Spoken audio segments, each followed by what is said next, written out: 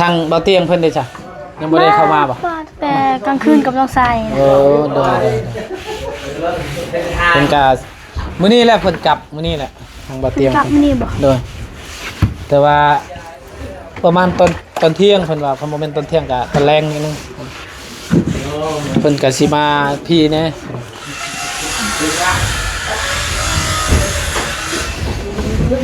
งามเป็นอะไรความรู้สึกดีใจป่ะเด้อ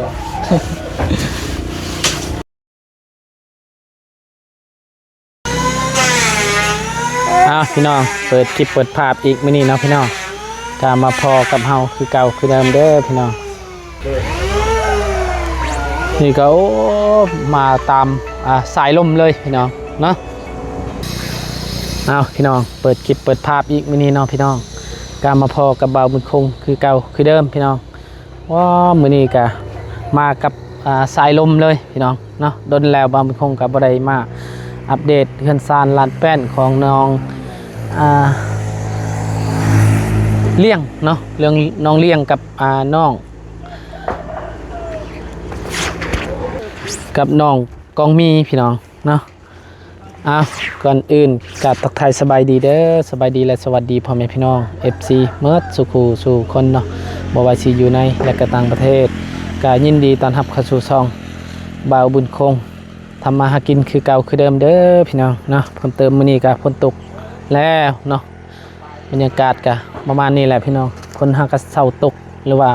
ตอนนี้ก็ยังตกอยู่ตกกะพอแห้งเนาะพี่น้องบ่าวบุญคงก็โดนแล้วบ่ได้เข้ามาบ้านทางน้องเนาะมาอีกรอบนี้ก็โอ้คักอะไรจนอาจจะแล้วเฮือนทางน้องเนาะไปพี่น้องเบิ่งนำกันโอ้ทางนั้นก็กำลังมุงเพิ่นมุงหลังคา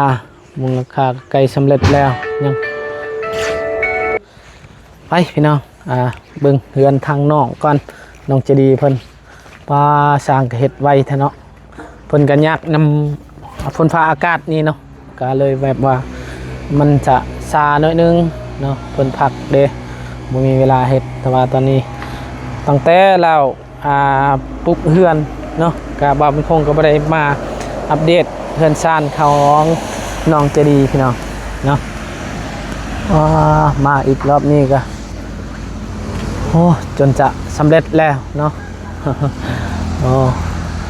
จะคนมามื้อนี้ไอ้แล6 คนโอ้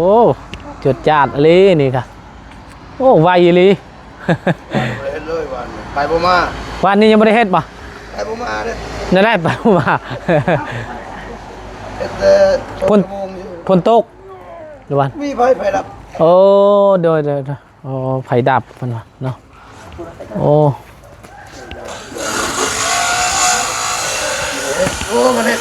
ไฟดับมือเลยเนาะโดยโอ้เฮ็ดนิดเดียววันนี่ปลาโถล่าสุดบานทางน้องกำลังจะแล้วโหดปลาโถงามเนาะไปใช้ทางน้องเลี้ยงเพิ่นปลาโถนี่ทางนี้ก็สิชาช่างท่าชีท่าช่างนี่แหละเนาะโอ้โถ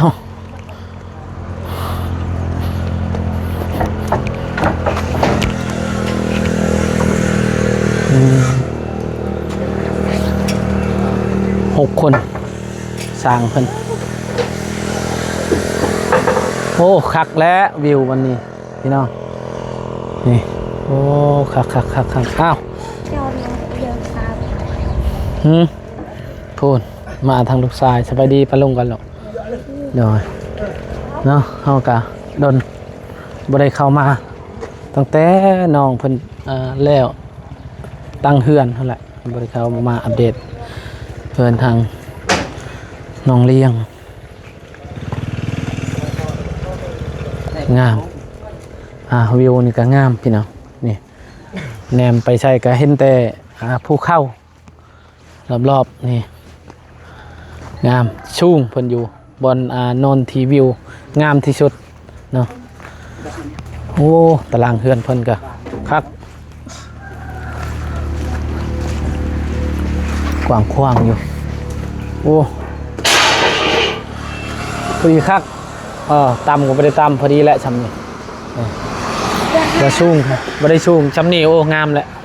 เนาะ ลมบ่ฮอดสนุก บ่ตามเฮือนน่ะเนาะไว้เนาะเด้อไปขึ้นเทิงเฮือนก่อนพี่น้องไปเบิ่งเฮือนทางน้องก่อนอุ้ยอุ้ยอุ้ยว้ายอุ้ยอุ้ย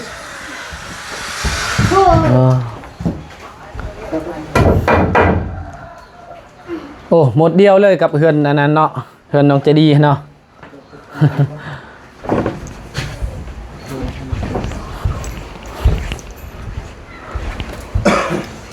หมดเดียวกันเลยเนาะกับเฮือนเจดีต่างแต่ไมชล่าเนาะ เดินเมื่อวานนี่ก็เฮ็ดเนาะแต่ว่าไฟดับเนาะเดินโอ้เดินโอ้ทางนั้นก็มุงเป็นที่เรียบร้อยแล้วเนาะเดี๋ยวมุงแล้วก็เพิ่นยังสิก่อบ่ตอนนี้เนี่ยเพิ่นทางน้องเลี้ยงเพิ่นงามกระมาในห้อวิวอันทะเลเลยแจ้งเนี่ยครับแม่นวิวเพิ่นก็มีแต่ภูเขารอบๆเพื่อนบ้าน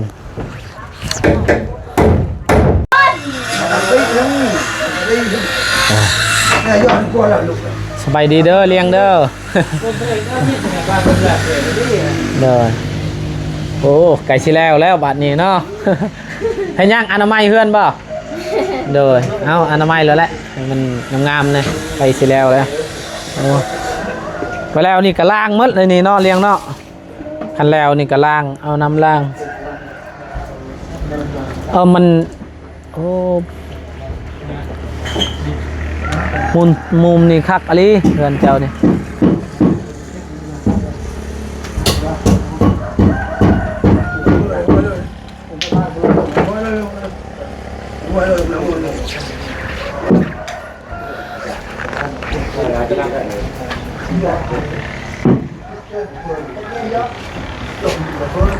มีไพ่เนี่ยเข้ามามื้อนี้อะไรยังบ่มีไพ่เข้ามาลงนวดบ่เด้อมาก่อนมูแล้วเด้อเอาสบายดีเด้ออะไรเด้อเด้อ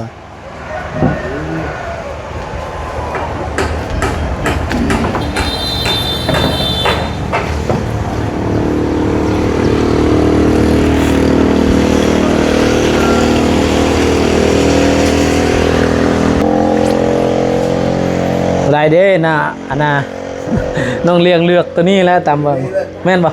แม่ตัวนี้แหละเพิ่นว่าห้องตัวนี้แหละเบิ่งคักแล้วตัวนี้ก็แม่นเฮือนห้องนอนที่พ่อแม่เพิ่นนี่แหละนอนเนาะ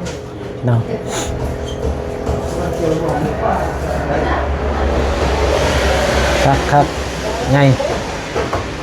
สำคัญกับเพื่อนลังตรงนั้นแหละสำคัญเลย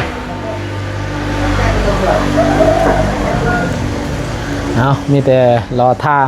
เพื่อนน้องป๊อปอีกพี่น้องบาวบุญคงก็เข้ามาตอนนั้นเพื่อนน้องป๊อปถ่ายคลิปเป็นที่เรียบร้อยบ่มีเสียงพี่น้องโอ้ยเนาะอุตส่าห์ถ่ายน้องมาหาน้องอุตส่าห์คออันนั้นลูกมักนัดเพิ่นตั้งแต่นั้นตอนนั้นแหละพี่น้องพอดีคอยเพิ่นก็ ให้น้องไส้เก็บแล้วก็พักอยู่รถบ่าวเตียงเพิ่นเข้ามาพัดกำลังสิเอาคลิปลงพัดบ่มีเสียงเอาโอ้ยเฮาเจ็บเส้นเลยบัดนี้พี่น้อง โอ้ยว่าบ่มีเสียงจังน้อยเสียลงไป FC คนแม่นว่าโอ้เป็นหยังคือบ่มีเสียงเนาะ ก็เลยคลิปตัวนั้นก็เลยบาบุญคงกับบ่ได้เอาลงเลยพี่น้อง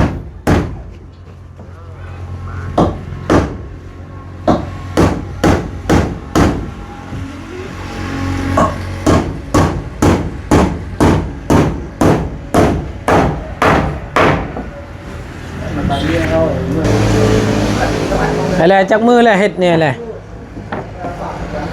เริ่มใหม่ได้บ่ โดด11มือเนาะโอ้ไวกว่าเฮือนหลังนั้นเนาะ คน6คน อันนี้แบบว่ามันชาหน่อยนึงโตแบบไอแก้ไข้ตอนนั้นเนาะคันบ่ชาตอนนั้นก็เอาไวเนาะ โดย จะอยู่พุทธเลยทุกปี แต่ว่าลังตอนนั้นชาหน่อยนึงเนาะ อันนี้แบบว่าเฮาเคยเฮ็ดแล้วก็ชำนาญแล้วอันนี้เนาะเพื่อนก็หมดเดียวเนาะ โดย เพราะมันเพิ่มเนี่ยคนมันหลายคนมัน โดย เลย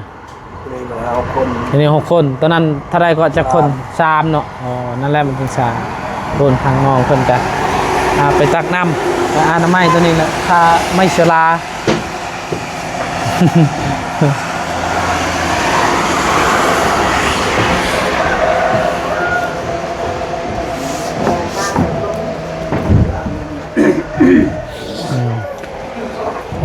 โถตั้งแต่เฮือนน้อง ยังบ่ได้เข้ามาจังเทื่อ หากาเดี๋ยวนี้แหละได้มาอัปเดตเฮือนเพิ่นจนว่าใส่ไมโซลาเป็นที่เรียบร้อยแล้วเอาพอดีแหละเพิ่นก็อนามัยตัวนี้มันสะอาดงามใส่เด้ห้องเจ้าเด้อันเนี้ย ตัวนี้แหละอาบาบุญคงว่าแล้วตรงนี้แหละทำโรงเรียนเพิ่นเนาะคือกันกับนางไส้อะใส่บริคามาปะพี่ บ่ บริมาเนาะอยากให้มันแล้วไวๆเนาะจะได้อยู่สบายวันนี้อยู่นี่โอ้ชัญญาณก็แห้งเนาะน้องเนาะ ชัญญาณคักอยู่นี่จีสบายแล้วนอนอยู่นี่ก็โอ้คักลิงไปซับไปยังวิวก็งามสดๆงามเลยได้ไว้ได้ก่อนครับแนมทางใดก็โอ้คักอะไรพูดแนมตัวคน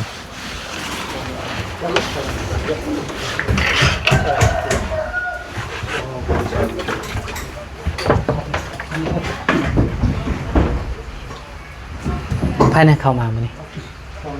มีแต่ลุงหนวด มีแต่ลุงนวดเดี๋ยว พ่อนางใจ 2 คน 2 คนกับเฮานี่เนาะ โดย เดี๋ยว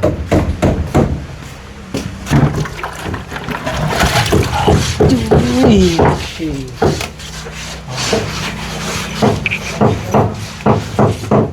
มือเสาร์นี้ก็ฮักซ่าแล้ว เช้านี่ก็ฮักษาบ่มันยังเปื้อนคือเก่าเนาะ เบื่อเลย เดี๋ยว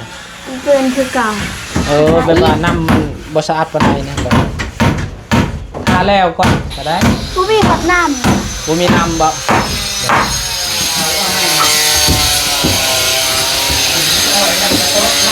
โอ้มีน้ำนี่ก็คักยุ่นอันนี้ชวนมันเจ้าบ่เลี้ยงบ่แม่น ำจนมันไม่เท่า ชวนมันเท่าเนาะโอ้งามมาเลยเนาะแนมมาทางนี้ก็ โอ้ส่วนมันต้นเต็มกล้วยวิวงามมาเลยเงินเจ้านี่ ครับสร้างคนหัวยันสีติดคอยบ่ แห้งเลยบ่ แห้งเลยบ่เมื่อวานนี่บ่ทาหรือว่ามื้อนี้หางกระทานี่โอ้ โดยครับงามมีแต่ใส่และมาอัปเดตเดือนเจ้าตอนนั้นบริเข้ามาจะเคลื่อเลยพี่น้องกาเห็นอยู่เป็นเห็ดอยู่เดี๋ยวบริเข้ามาเอาจังใดก็ดีใจนำเด้อ ด้วย โดยไก่เดือนแล้วเพิ่นกะทางพันทางน้องก็เป็นจริงแล้วเพิ่นตอนนั้นกะโอ้เป็นหมู่ได้เพื่อนเฮาบ่ได้โฮเช็คมาได้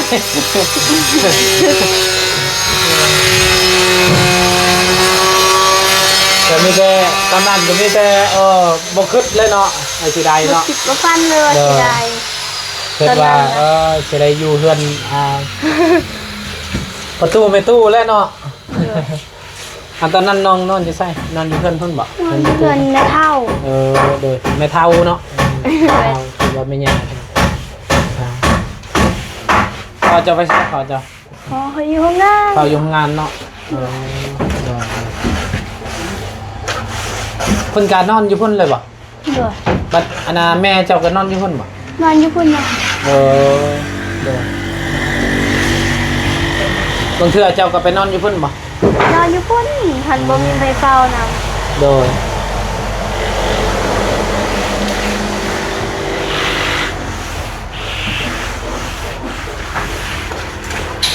อ๋อเลือกมันนี่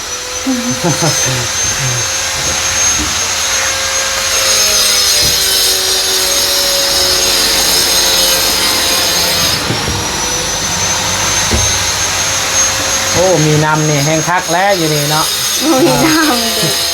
โอ้ น้ำมันตันแล้ว บอกนำแต่คนนั้นบอก แม่คนตก เดี๋ยว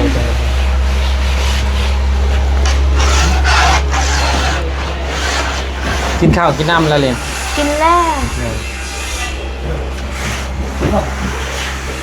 โอ้น้ำมันต่างกับไมชลาตัวเฮือนทางน้องครับตัวนี้มันอาจสิมืดๆนิดนึงตัวนั้นมันสิมันต่างนะโทนทางนั้นจะดำเนินการแล้วพอดีลุงเฮิมมาพอดีโอ้สำเร็จแล้วบ้านนี้ ยังแต่ก็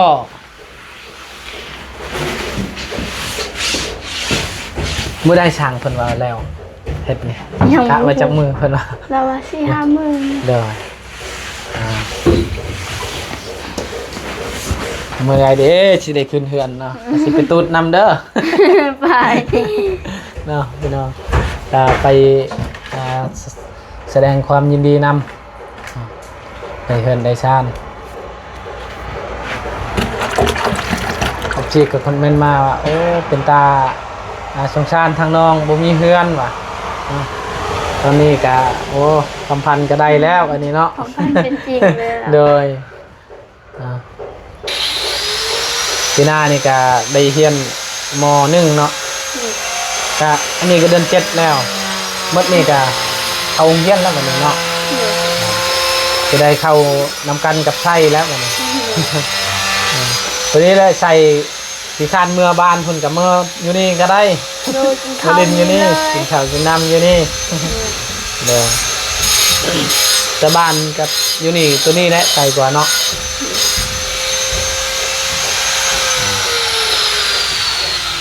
รถเจ้าก็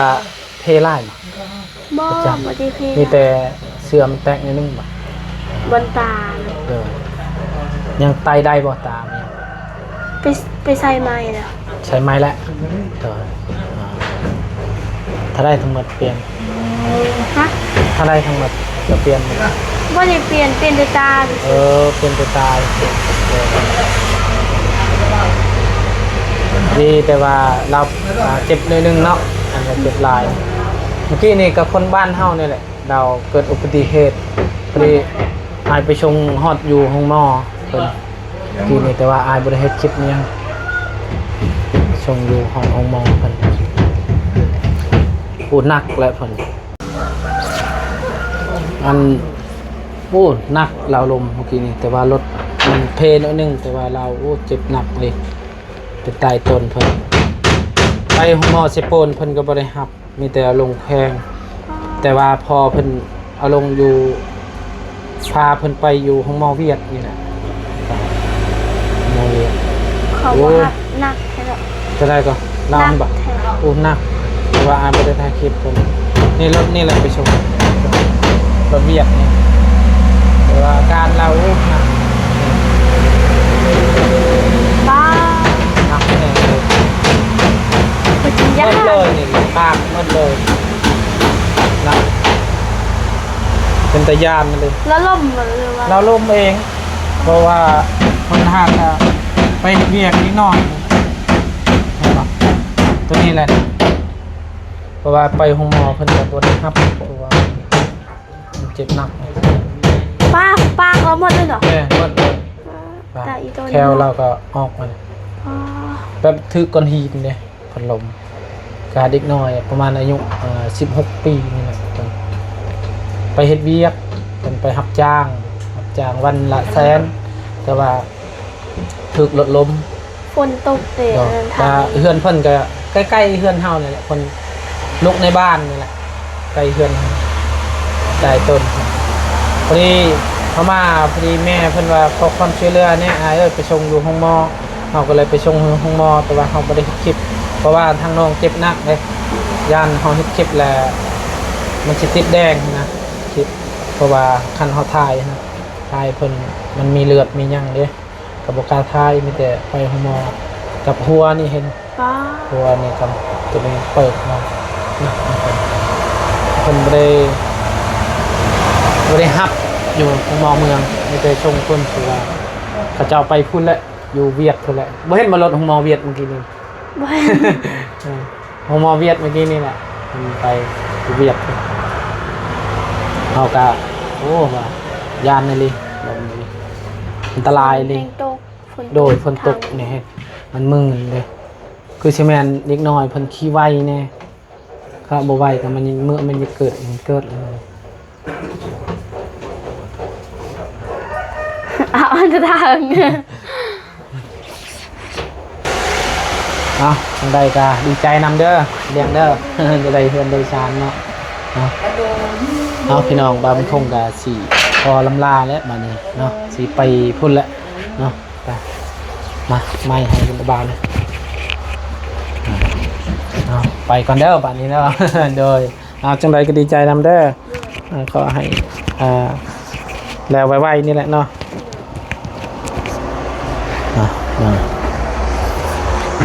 ค่อยๆเด้อไว้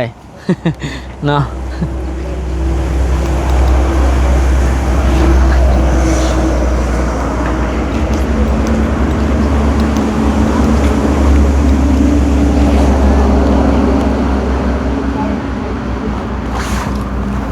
อีกประมาณ 80% แล้วนี่เนาะประมาณ 4-5 มื้อ2 มื้อนี่แหละ 2-3 มื้อนี่สำเร็จเนาะ